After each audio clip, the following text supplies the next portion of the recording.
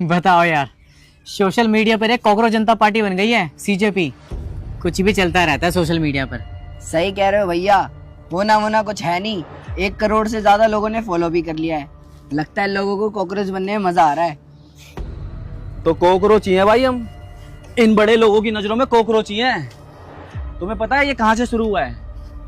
Supreme court में chief justice of India Suryakant, उन्होंने एक बात बोली थी कि जो हमारे देश का बेरोजगार युवा है वो सब कॉकरोच हैं, मतलब कीड़े मकोड़े हैं।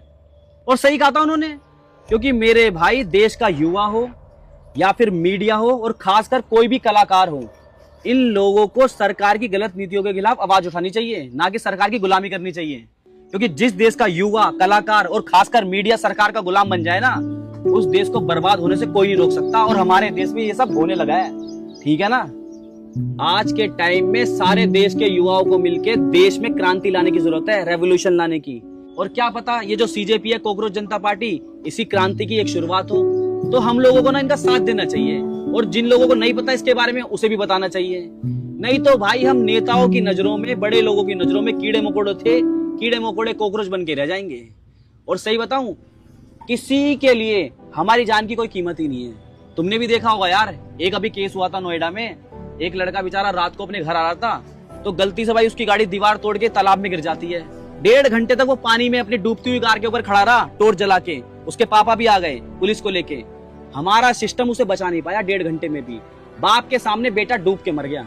बताओ, किसी पे कोई फर्क पड़ा? अगर ऐसा ना बाहर देश में हो जाता ना, 1.5 घंटे में तो हेलीकॉप्टर आ जाता मेरे भाई। लेकिन यहाँ क्या हुआ? कुछ नहीं। ये जो तुम बड़ी बड़ी बिल्डिंगें देखते हो ना, 30-30, 40-40 माले की, अगर 10-12 माले से ऊपर किसी में आग लग जाए ना, तो उस आग को बुझाने के लिए हमारे सिस्टम के पास कोई संसाधन ही नहीं है। अरे गरीब इंसान हो या अमीर इंसान हो, इंसानी जिंदगी के लिए सबसे ज्यादा क्या जरूरी है? हवा और पानी।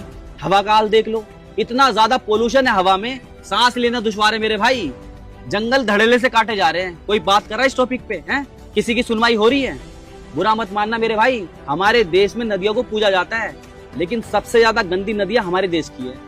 अपने अपने एरिया का ना पानी चेक करवा लेना, सारा टेस्ट में फेल हो जाएगा। देखो कड़वा है लेकिन सच है। सरकार से हमें हॉस्पिटल और स्कूल की डिमांड करनी चाहिए, और हम डिमांड क्या कर रहे हैं? मंदिर मस्जिद की। नीट का पेपर लीक हो गया, किसी पे कोई फर्क पड़ा?